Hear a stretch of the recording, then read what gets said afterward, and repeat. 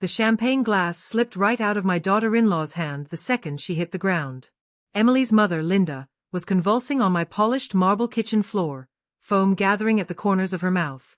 And all I could think was, well, that sure wasn't supposed to happen to her. Now, if you're watching this, go ahead and subscribe, and tell me where you're tuning in from. Before I explain how everything spiraled to this moment, let me clear something up. I've been on this earth for 70 years, and I didn't survive the cutthroat business world by being dumb.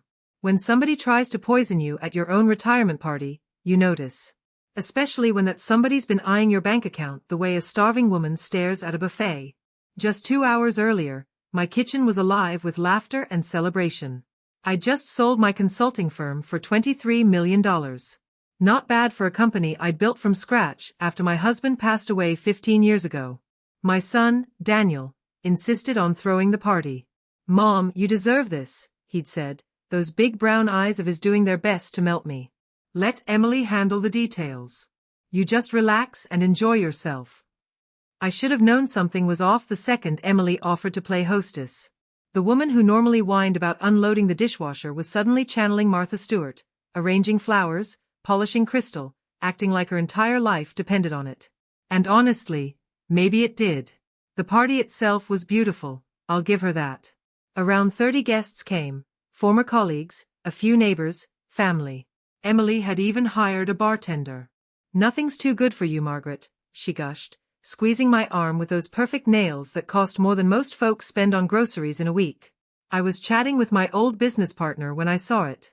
Emily stood near the champagne table, glancing around before pulling a tiny vial from her purse. My stomach went ice cold as I watched her pour it into a single glass. The chipped one. The glass I always used at parties. Now, a sensible woman might have shouted, might have called the police, maybe even grabbed her by the arm. But I've learned, sometimes the best way to catch a snake is to let it think it's cornered a mouse. So I smiled, nodded at whatever my partner was rambling about, and kept my eyes on her. Emily picked up that poisoned glass and walked toward me, wearing her best impression of a concerned daughter-in-law. "Margaret, you look tired," she said sweetly. "Here, have some champagne. You've earned it." I thanked her warmly, took the glass, and waited. 10 minutes later, while she was busy flashing her new tennis bracelet to the neighbors, I casually swapped my glass with her mother's. Poor Linda was standing nearby, looking lost without a drink. She didn't think twice, just picked it up.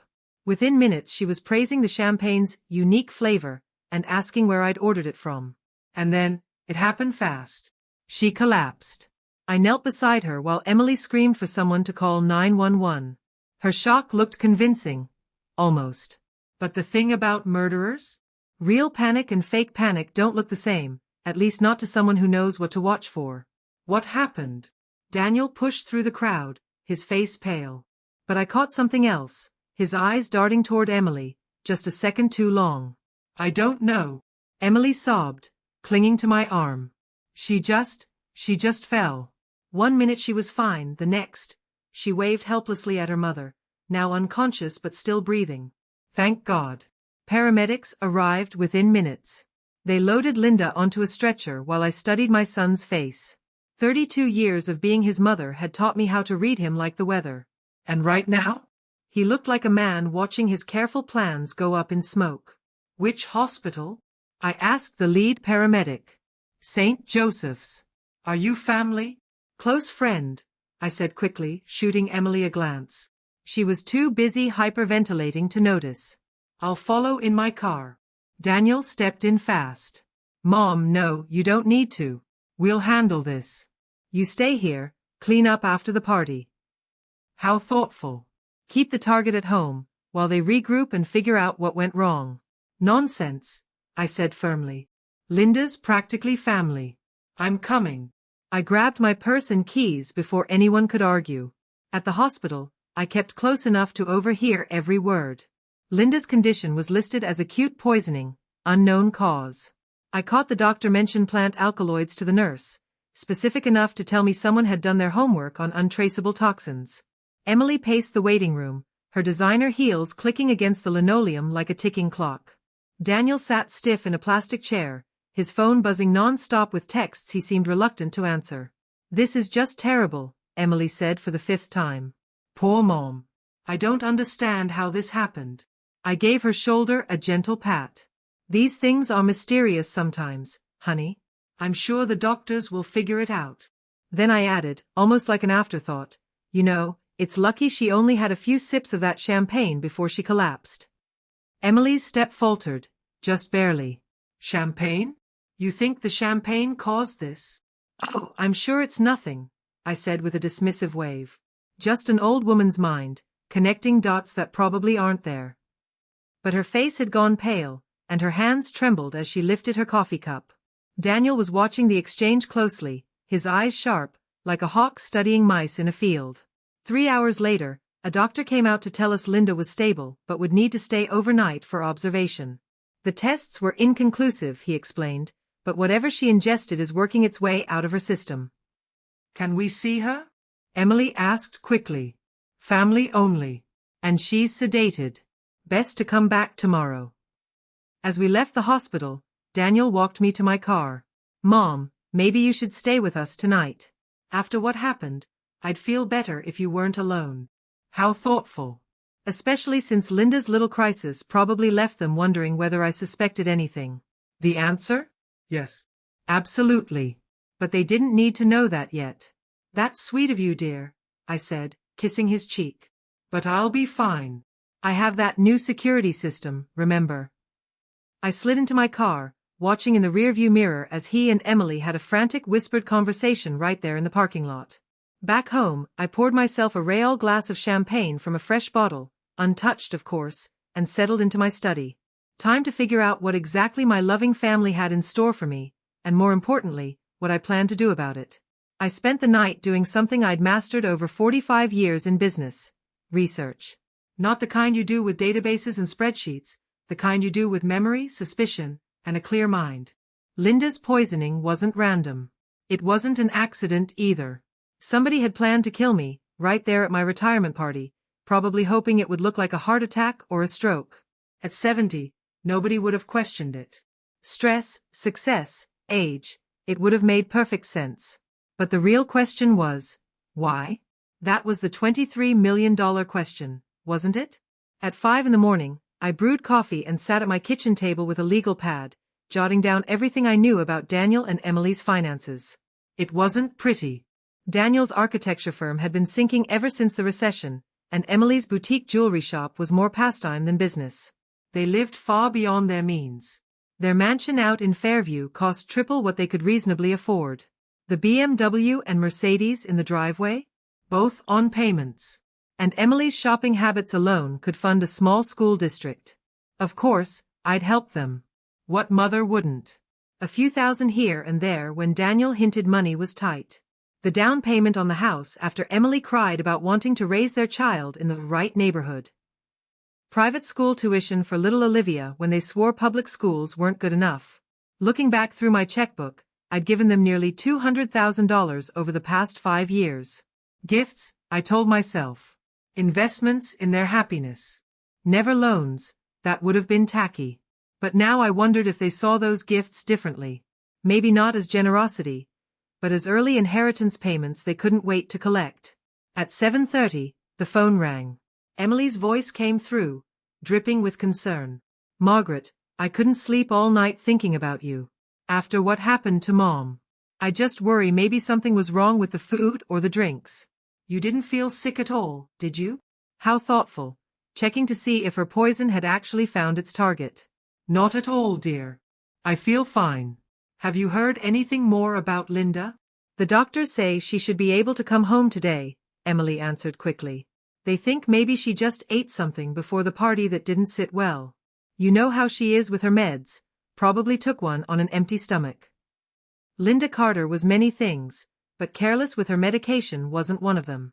That woman organized her pills like a general planning an invasion, labeled containers, alarms on her phone, the works.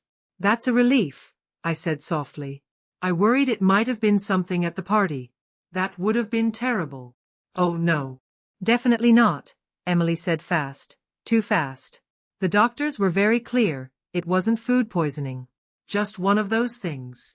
Interesting how desperate she was to shut down any idea that the cause might have been something in my house. almost like she was worried someone might test the champagne. After hanging up, I walked into the kitchen and stared at the half-full bottle Emily had opened at the party, still sitting there like nothing had happened. I wondered what might come back if I sent it to a lab. Not that I needed proof for myself, I knew what I'd seen. But evidence? That might be useful later. At exactly 9 o'clock, the doorbell rang. Daniel showed up at my front porch with a box of pastries from my favorite bakery, looking every bit the worried son. "Thought you might want some breakfast," he said, kissing my cheek. "You probably didn't eat much yesterday after everything." I let him in, made a fresh pot of coffee, and watched as he arranged the pastries on a plate. Seeing him move around my kitchen, opening cupboards he'd known since childhood, reaching for sugar without asking, I felt this wave of sadness. This was still my little boy, the one who used to bring me dandelions and tape his drawings to the fridge. When had that boy turned into a man who stood quietly while his wife tried to murder his own mother? "How are you holding up, Mom?" he asked, sitting down across from me at the breakfast table. "Oh, you know me," I said lightly. "Takes more than a little excitement to shake these old bones." He smiled, but it never touched his eyes. "That's what I was afraid of." What an odd thing to say. I sipped my coffee and waited. Finally, Daniel spoke, picking at a Danish. "The thing is, Emily and I have been talking about your situation." "My situation?" "You're 70, Mom. Living alone in this big house, and with all that money from the sale." He waved his hand vaguely. "It just seems like a lot for one person to manage." There it was. The setup for their next move. "I appreciate your concern, dear," I said, keeping my tone light. "But I've been managing just fine so far." "Have you though?" he pressed, leaning forward. "I mean, yesterday, what if it had been you instead of Linda? What if you collapsed and no one found you for hours?" The audacity was almost breathtaking. They were using their failed murder attempt as an argument for why I needed their protection. "Daniel," I said calmly, "Linda collapsed in front of 30 witnesses, with paramedics on the scene in minutes. That's hardly a cautionary tale about living alone." "That's not what I meant." He ran a hand through his hair, same nervous gesture he used as a teenager whenever he asked for something he knew I'd refuse. "Look, Emily and I have been researching. There are some really wonderful communities for active seniors. Places where you'd have people around, activities, medical staff right there." The retirement home pitch. "How thoughtful," I said sweetly. "And I suppose you already found one?" "Actually, yes." He pulled out his phone and showed me a glossy website. "Sunrise Hills. Just 20 minutes from our place. We could visit all the time. They've got a golf course, a spa, classes, cultural activities.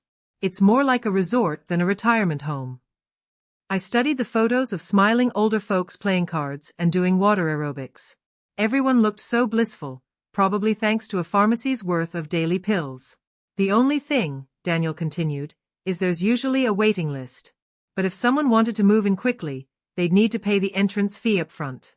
It's significant, about 400,000, but it covers everything. Housing, meals, lifetime medical care." 400,000. That would put a satisfying dent in my liquid assets. And once I was tucked away in Sunrise Hills, who would hold power of attorney over the rest of my 22 million? Who would be making decisions about my care? And my money? "It sounds lovely," I said. "But truth is, I'm happy here. This house holds so many memories of your father. Mom, Dad's been gone 15 years. Don't you think it's time for a new chapter?" The gentle concern in his voice made my chest ache. If I hadn't seen what I saw last night, I might have even considered it. A son worried about his aging mother, that would have been touching. Instead, it was terrifying. "I'll think about it," I said finally. "It's a big decision." His relief was visible. "Of course. Take your time. Maybe next week we could drive out there, just to look around." "Maybe." I stood, began clearing plates. "You know, I should call Linda today. Check on her." "Actually, Mom," he said, "Emily wanted me to tell you, Linda needs rest. The doctor says visitors might be too much while she recovers." How convenient. Keep me away from the victim until the evidence faded, until her memories blurred. After Daniel left, I sat in my study, thinking about timing. They'd waited until after I sold the company to make their move. Smart. If I'd died 6 months ago, the 23 million would have passed to Daniel anyway. But now, as a gift from a living woman, things like taxes and estate planning came into play. Kill me now, and with a little proof of mental decline, they could challenge any recent changes I'd made. The phone rang. My attorney, Robert Caldwell, returning the call I'd placed earlier. Margaret, good to hear from you. How was the retirement party? Eventful, I said. Robert, I need to see you soon. Is everything all right? I looked out the study window at the garden my husband had planted 20 years ago. The roses were blooming, wild and beautiful, despite being tended by no one but an old woman apparently too fragile to manage her own life. I'm not sure, I said, but I think I'm about to find out. Robert Caldwell had been my attorney for 20 years. He'd guided me through my husband's death, the rise of my business, and every major decision since. A lean, meticulous man who never let emotion cloud his judgment. Exactly the kind of lawyer you want when you suspect your own family is plotting to kill you. His office looked out over downtown from the 15th floor, all dark wood and leather chairs, built to inspire trust. I'd always felt safe there, wrapped in the scent of law books and expensive cologne. Tell me everything, Robert said once his secretary brought us coffee and shut the door. I told him every detail, Linda's collapse, Daniel's visit that morning. He listened without a word, just jotting notes here and there. You're certain about what you saw? He asked when I finished. As certain as I am that I'm sitting in this chair. Robert leaned back, pen tapping against his lips. The problem is proving intent. Emily could claim she was adding something harmless to the champagne, a supplement, flavoring, anything. Without testing the bottle, there's no evidence of attempted murder. Then let's test it. If it's poison, that's proof. Proof that someone tried to poison somebody, yes. But not proof that she meant to kill you. She could claim she was targeting her own mother for insurance. Or that it was meant for someone else. That possibility hadn't crossed my mind. Even with evidence, they could dodge a murder charge. Attempted murder, maybe. But Margaret, there's another angle. His expression sharpened. If they're after your money, they might try legal avenues first. Competency challenges, for example. On what grounds? My age. Your age, yes. Living alone. The stress of selling your business. If they can create a pattern of declining judgment, they could petition for guardianship. Once they control your person, they control your assets. Suddenly, the nursing home idea made far too much sense. Isolate me, surround me with medical staff, and if those staff just happen to document signs of confusion, or dementia, that would seal the deal. Especially if someone was paying them to see what wasn't there. What do I need to do? I asked. Robert pulled a thick folder from his cabinet. First, we document your mental state. I'll arrange for an evaluation with a geriatric psychiatrist, someone who specializes in competency assessments. We want that on record now. Then, his smile was razor sharp. Then we get creative with your estate planning. If Daniel and Emily want to play with your money, they're going to play by your rules. We spent the next 2 hours laying groundwork, trust structures that couldn't be contested, medical directives spelling out exactly who could, and who could not, make health decisions for me, and financial triggers that would launch automatic audits if anyone touched my accounts without authorization. There's one more thing, Robert said as I gathered my purse. Your safety. If they tried once, they'll try again, probably with more care next time. I thought of Daniel urging me to stay with them the night before. How convenient that would have been. A grieving widow, upset after her friend's collapse, maybe taking a sedative to sleep, then accidentally taking too many. What do you recommend? Security cameras. Motion sensors. A panic button system. I know a firm that specializes in high net worth protection. High net worth. That's what I was now. Rich enough to kill for. Driving home, I found myself checking the rearview mirror again and again, wondering if someone was tailing me. Probably paranoia. But as my husband used to say, you're not paranoid if they really are after you. My phone rang just as I pulled into the garage. Emily. Her voice bright. Artificial. Margaret, I just wanted to let you know Mom's home from the hospital. She's feeling much better, though she doesn't remember much from last night. The doctor said that's normal. How perfectly convenient. I'm so glad she's all right. I'd love to visit her tomorrow. Oh, she's not really up for visitors yet. Maybe in a few days, I'll let you know. Of course, dear. Just tell her I'm thinking of her. After hanging up, I sat in my car staring at the house I'd lived in for 30 years.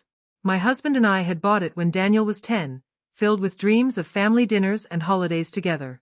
The mortgage had been a stretch back then, but we were young, optimistic, certain it would all work out. Now, the house felt like a fortress under siege. But I'd been in business long enough to know, sometimes the best defense is a good offense. Time to show my family what a 70-year-old woman was really capable of. The security company arrived at 8 the next morning. 3 technicians in plain vans spent the entire day wiring my house with cameras, motion sensors, and a panic button system that could summon the police in under 3 minutes. To the neighbors, I explained it away as a response to package theft. Believable enough in any suburban cul-de-sac. By the afternoon, my home was better protected than most jewelry stores. But the Real security came at 2 o'clock, when Robert's messenger arrived with an envelope. Inside were my updated will, trust documents, and medical directives, properly witnessed, notarized, airtight. If Daniel and Emily wanted my money, they'd have to wait a very long time, and they'd walk away with far less than they ever imagined. The new will cut Daniel's inheritance from everything, to a modest trust paying him $50,000 a year. Enough to live comfortably, but not nearly enough to keep their lavish lifestyle afloat. The bulk of my estate would go to cancer research, with smaller amounts spread among charities I'd quietly supported for years. As for Emily, she got nothing. Not a penny. I'd tolerated her for Daniel's sake, but attempted murder was where I drew the line. I was skimming the documents one last time when the doorbell rang. The monitor showed Daniel and Emily on my porch, both looking grim. "Mom, we need to talk," Daniel said when I opened the door. "Of course, dear. Come in." They sat in the living room. Emily perched on the edge of the sofa, like she might bolt any second. Daniel's eyes flicked toward the new security camera in the corner. "New camera?" he asked. "Package theft," I answered smoothly. "You can't be too careful these days." Emily cleared her throat. "Margaret, we've been thinking about the other night, about Mom's accident. We just feel terrible about having the party here. If something we brought caused her to get sick," she dabbed delicately at her eyes with a tissue. I had to admire it, she'd clearly been rehearsing. "I'm sure it wasn't anything you brought, dear. But what if it was?" Daniel leaned forward. "What if there was something wrong with the champagne? Or the food? Mom, I'd never forgive myself if we accidentally put you in danger." And there it was. The setup for whatever came next. "The point is," Emily said softly, "we think it might be safer if we took care of you for a while. Just until we're sure you're okay." "Took care of me? How exactly?" "Well, you could stay with us," Daniel said. "Temporarily. Just until we know what happened." I let the silence stretch, studying them. Daniel looked genuinely worried. He'd always been good at convincing himself his motives were pure. Emily looked like a woman staring down an overdue mortgage. "That's very thoughtful," I said finally. "But I'm perfectly safe here. Are you, though?" Emily's voice sharpened. "You're 70, Margaret, living alone. What if something happened and no one found you for days?" The exact same line Daniel had used yesterday. They were working from a script. "What if you fall?" Daniel added. "Or have a heart attack?" "Mom, at your age, anything could happen." "At my age?"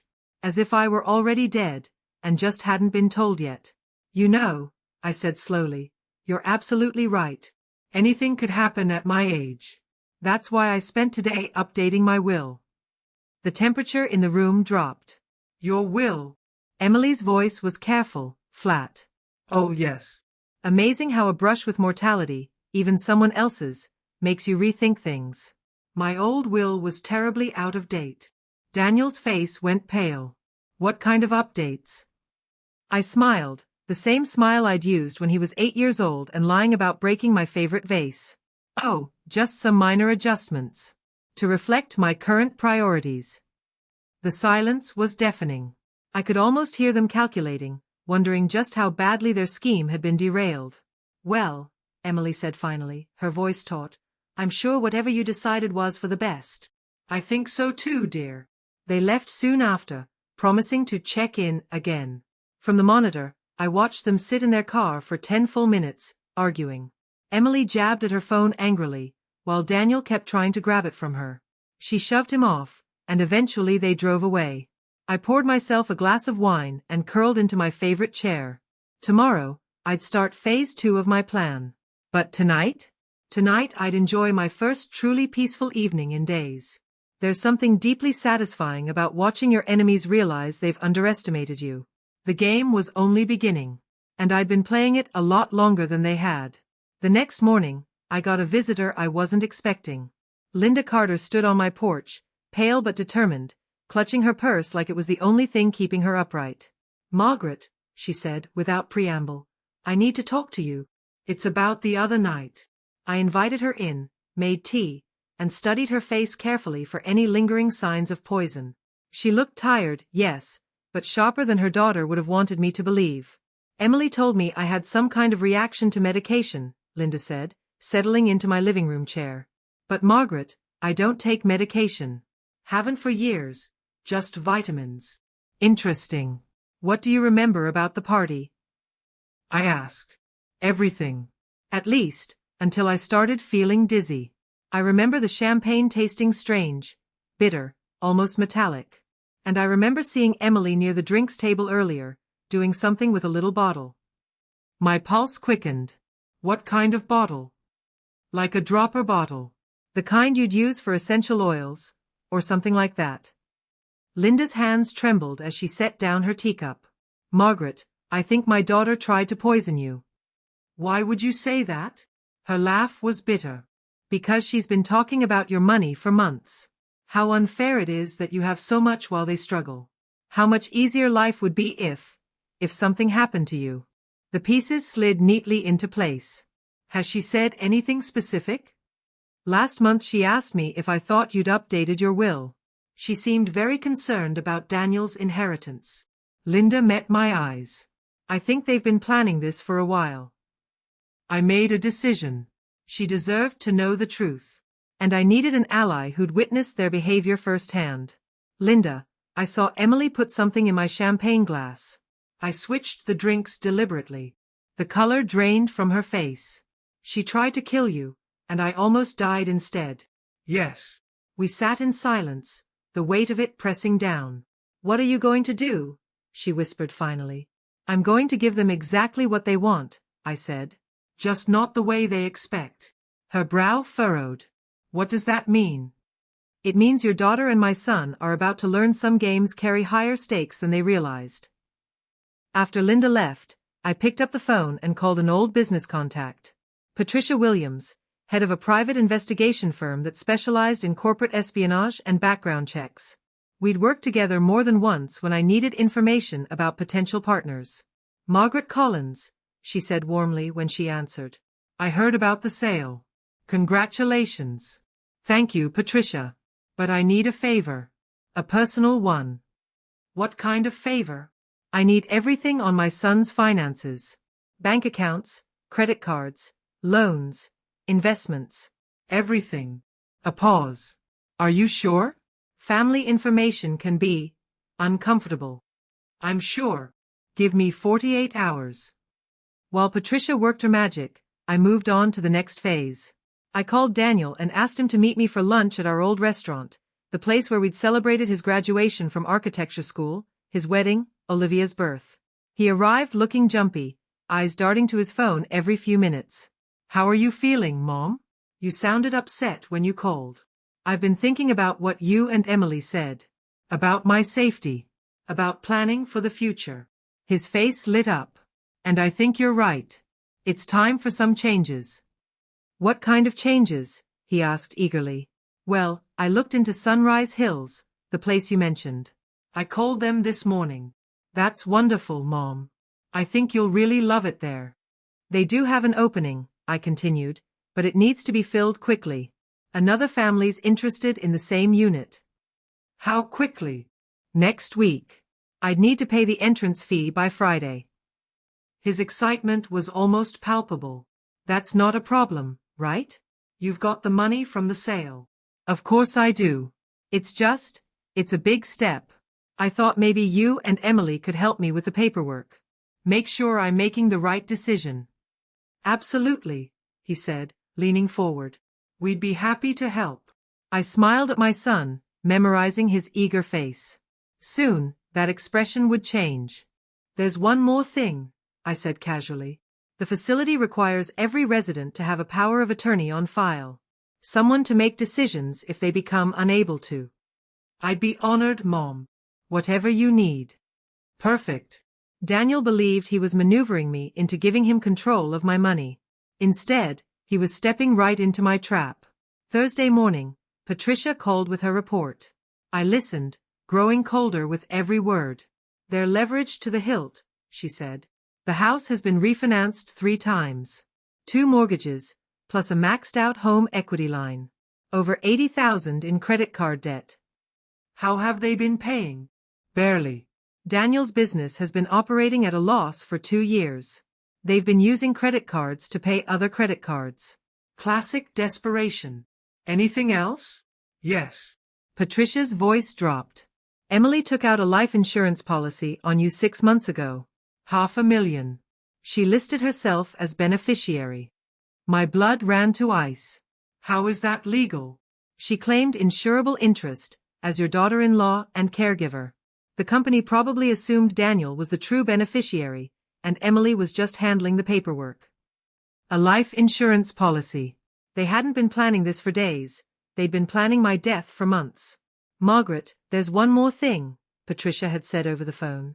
Daniel's been making regular payments to someone named Dr. Richard Steinberg, a geriatric psychiatrist. For what? I'm not sure yet. The payments started 3 months ago. Small, like consultation fees.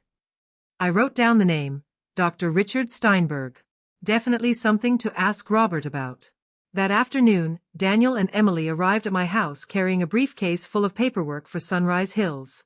They spread the documents across my dining room table like generals mapping out a campaign.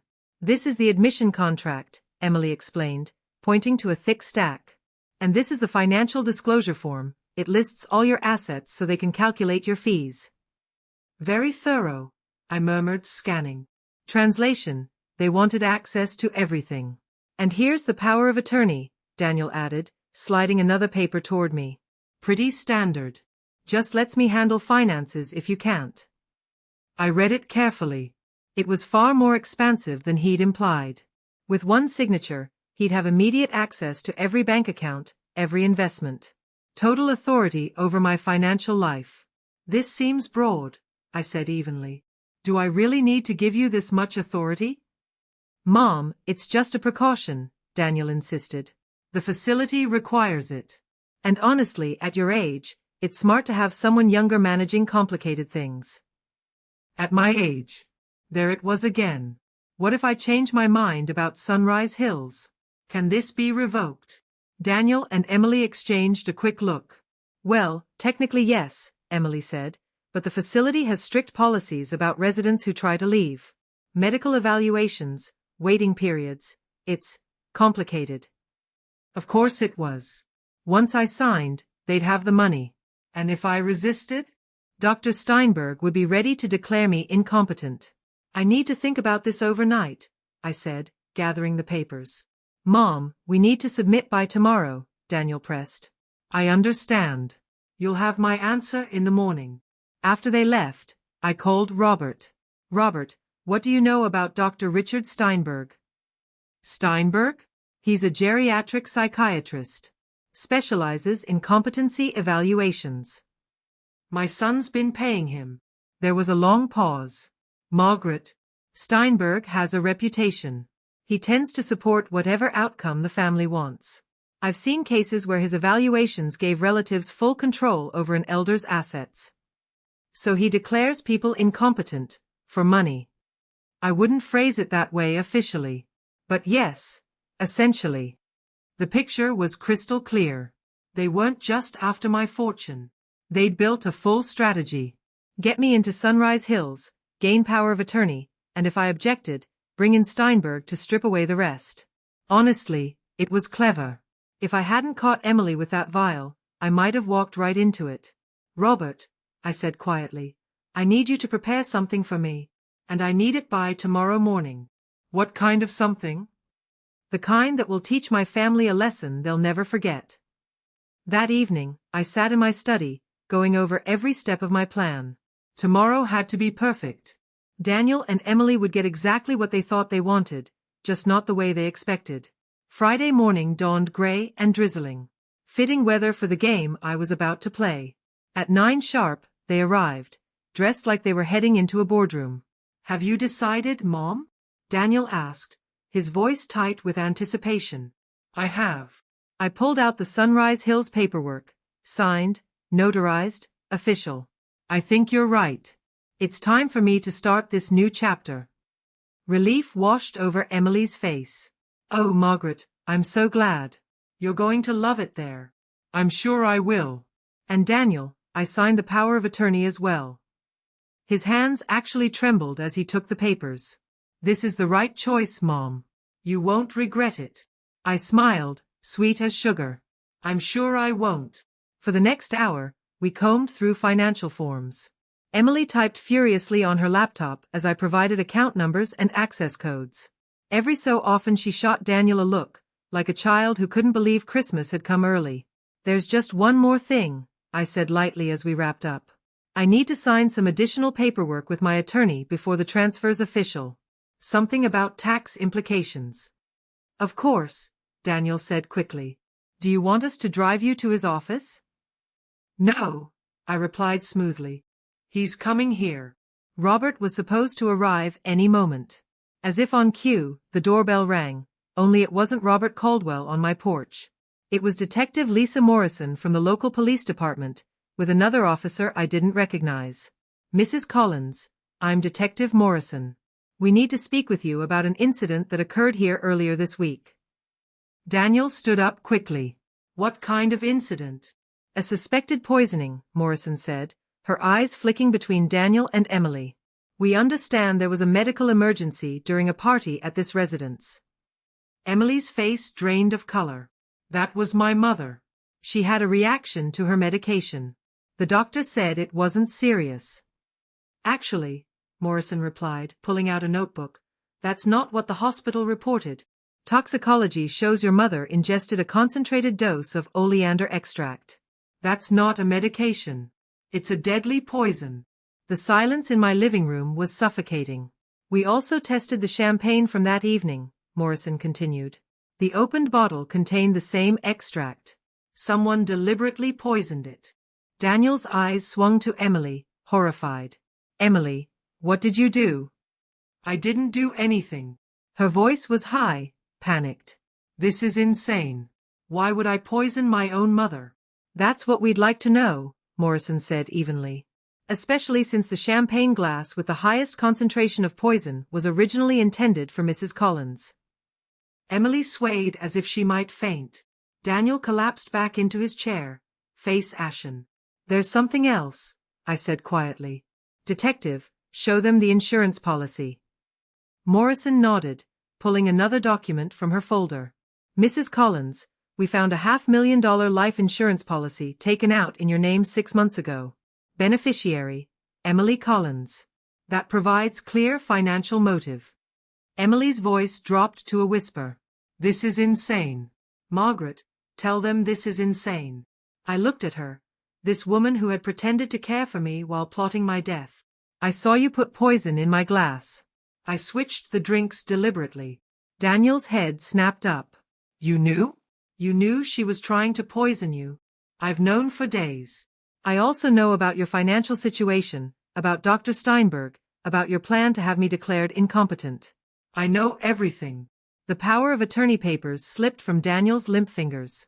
Mom, I didn't know about the poison. I swear, I didn't know she was going to try to kill you. But you knew about the rest, I said coldly. The nursing home. The power of attorney. The plan to strip me of everything.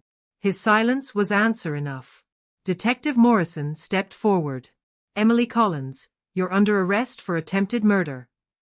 As they cuffed her, she turned, her eyes blazing with fury. You think you're clever, don't you? You have no idea what you've done. Actually, I told her, my voice calm. I know exactly what I've done.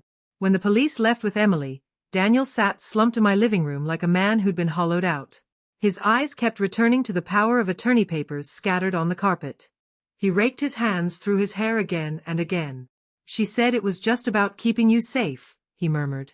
She said you were forgetful, making bad choices. She convinced me you needed protection. And the money, she said that was part of protecting you too.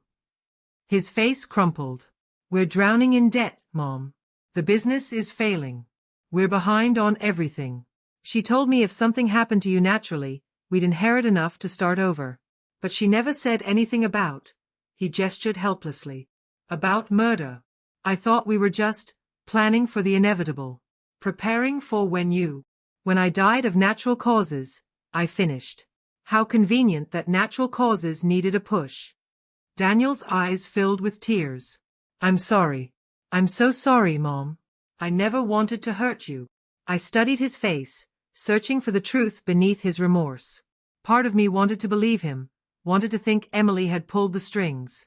But I'd been in business too long to ignore the warning signs. Daniel, show me your phone. What? Your phone.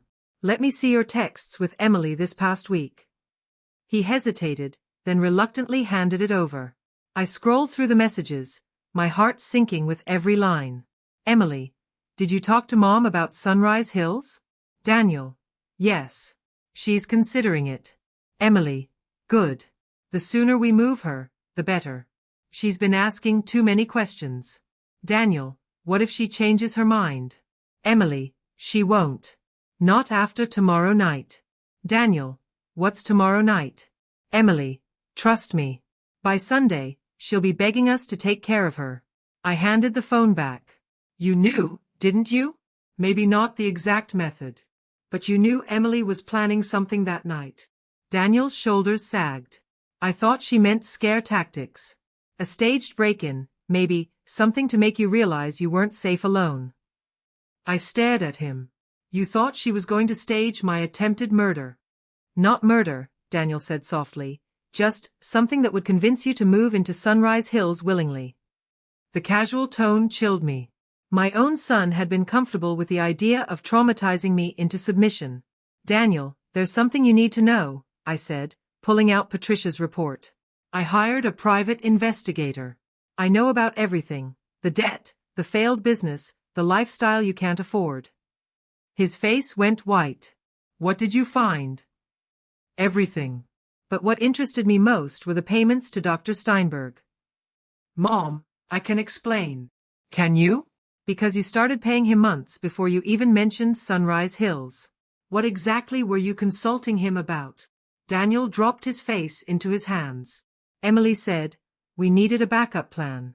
In case you refused the power of attorney. Steinberg agreed to evaluate you, find signs of dementia if necessary. Just a precaution, she said. A precaution. My chest went cold. So you were planning to have me declared incompetent from the start. Only if you refused to let us help you. Help me do what, Daniel? Hand you my money? The truth hung heavy between us. My son, the boy I had loved, sacrificed for, had been plotting to strip me of my independence and steal my life's work. There's one more thing, I said quietly. The papers you signed today. The power of attorney I gave you. He looked up hopefully. Yes. They're fake. Robert prepared them just for this meeting. They give you control of a bank account with exactly $1 in it. His jaw dropped. What? My real money is locked safely in trusts you can't touch. The will you were so worried about? It leaves you a modest stipend, nothing more. And if you're convicted of conspiracy alongside Emily's murder plot, even that disappears. Daniel's face crumpled. You've destroyed my life. No, Daniel, I said evenly. You destroyed your own. I just made sure you couldn't destroy mine. As I watched my son unravel, I felt no triumph, no satisfaction, just a bone-deep sadness for the man he had chosen to become. 3 months later, I sat in my garden, watching the roses bloom.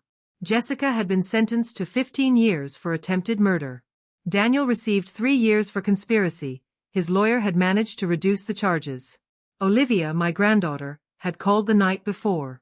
16, old enough to understand what her parents had done, old enough to be horrified. "Grandma Margaret, I'm so sorry," she'd said, her voice breaking. "I didn't know. I swear I didn't know." "I know, sweetheart," I told her gently.